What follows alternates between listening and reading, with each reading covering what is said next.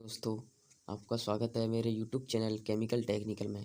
तो दोस्तों, आज का हमारा टॉपिक है एमईबी, जो मटेरियल एनालिसिस बैलेंस में जो हमारा टॉपिक है वो है मोलर मोल। हम सीखेंगे इसके आज के लेक्चर में, तो बने रहिए लेक्चर में एंड तक। और आपने अभी तक हमारा पिछले लेक्चर्स को नहीं देखा है तो आप उनको जाकर पहले देखें, जैसा कि आपको बेहतरीन से बेहतरीन कंटेंट समझ में आ सके। तो बने रहिए लेक्चर में एंड तक। और चैनल पर नए हो तो चैनल को सब्सक्राइब करें, बेल आइकन को प्रेस करें, जैसा कि हमारे चैनल पर कोई भी वीडियो अपलोड हो तो आपके पास सबसे पहले पहुँचे।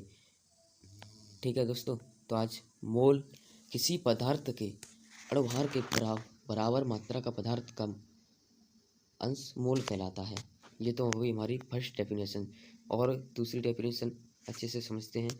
किसी पदार्थ की मात्रा तथा पदार्थ के अणुभार का अनुपात मोल अंश कहलाता है। ये हमें बहुत अच्छी लग रही है। रेशियो, जो हमारा पदार्थ होता है, किसी पदार्थ की मात्रा कितना भी ले लिया, जैसे 50 ग्राम ले लिया, और उसका अणुभार जो मॉलिक्यूलर वेट होता है वो, तो इसका हमारा जो रेशियो होता है वो हमारा मोल अंश निकल के आता है। तो आपको ये फॉर्मूला याद होना चाहिए मोल अंश मोल को निकालने के लिए। ठीक है, मोल इजकल टू पदार्थ का मात्रा अपॉन रेशियो अणुभार।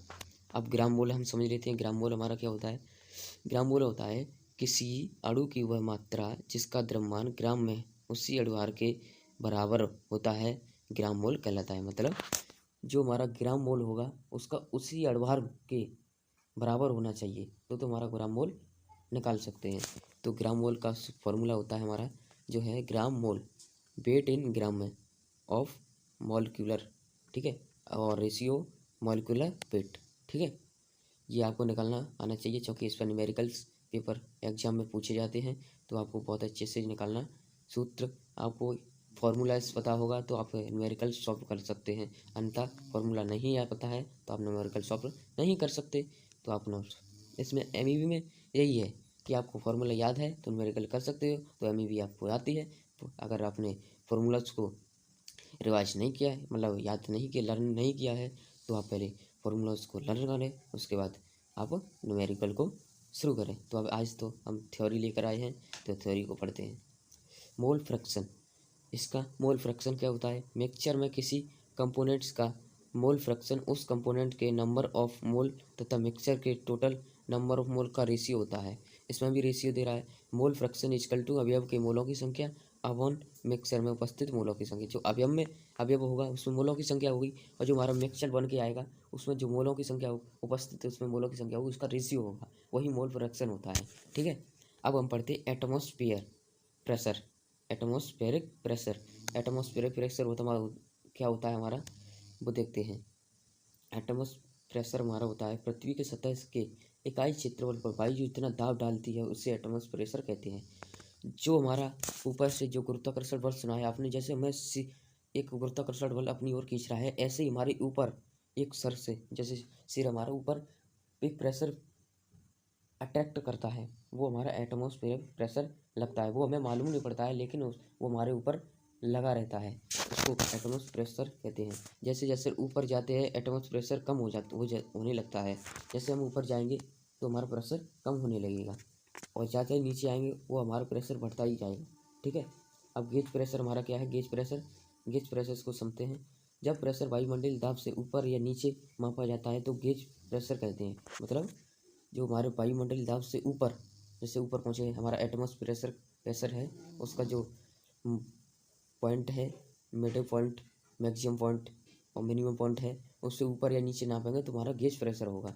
ठीक है, तथा वायुमंडल से घटते क्रम में दाबों को ऋणात्मक गेज प्रेशर कहते हैं। ठीक है, एब्सोल्यूट प्रेशर हमारा है शून्य दाब या निर्वात का संदर्भित दाब मापन एब्सोल्यूट प्रेशर आता है। जब प्रेशर का मान निर्वात से ऊपर की ओर मापा जाता है तो उसे निरपेक्ष परम दाब कहते हैं। और ठीक है, मतलब इसको निर्वात से ऊपर नापा जाता है, जो वायु है हमारी उससे ऊपर मापा जाता है, उसे निर्वेश परम दाब कहते हैं। अब इसका हम सूत्र देख लेते हैं, फॉर्मूला से देख लेते हैं क्या है इसका formula. Absolute pressure equal to gauge pressure positive plus atmospheric pressure. जो गेज प्रेशर का टोटल होगा और एटमॉस्फेरिक प्रेशर का टोटल होगा उसको इक्वल जोड़ देंगे, मतलब ऐड कर देंगे, तो हमारा एब्सोल्यूट प्रेशर निकल के आएगा। ठीक है, या फिर एक और फॉर्मूला इससे है हमारा, एब्सोल्यूट प्रेशर का। एटमॉस्फेरिक प्रेशर में वैक्यूम प्रेशर को रिमूव कर देंगे तो हमारा एब्सोल्यूट प्रेशर निकल के आएगा।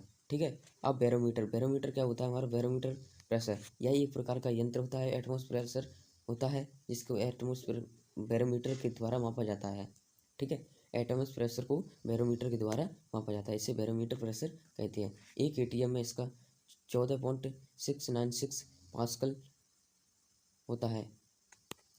29.92 SC इंच होता है 1 एटीएम पर, और 760 mmHg होता है 1 एटीएम में। 33.91 फीट H2O होता है। ऐसे करके आप ये वैल्यूज़ पढ़ लीजिएगा। ठीक है। तो दोस्तों हमारा लेक्चर नहीं समाप्त होता है। अगर आपको लेक्चर समझ करें और चैनल को सब्सक्राइब करें, जैसा कि हमारे चैनल पर कोई भी वीडियो अपलोड हो तो आपके पास सबसे पहले पहुंचे। और आपने अभी तक हमारे पिछले लेक्चर को, पिछले पार्ट सेकंड और फर्स्ट पार्ट को नहीं देखा है तो पहले उनको जाकर देखें, जैसा कि आपको एमईबी के बारे में अधिक से अधिक जानकारी प्राप्त हो सके। ओके, धन्यवाद। बने रहिए हमारे चैनल पर एंड तक। ओके, धन्यवाद।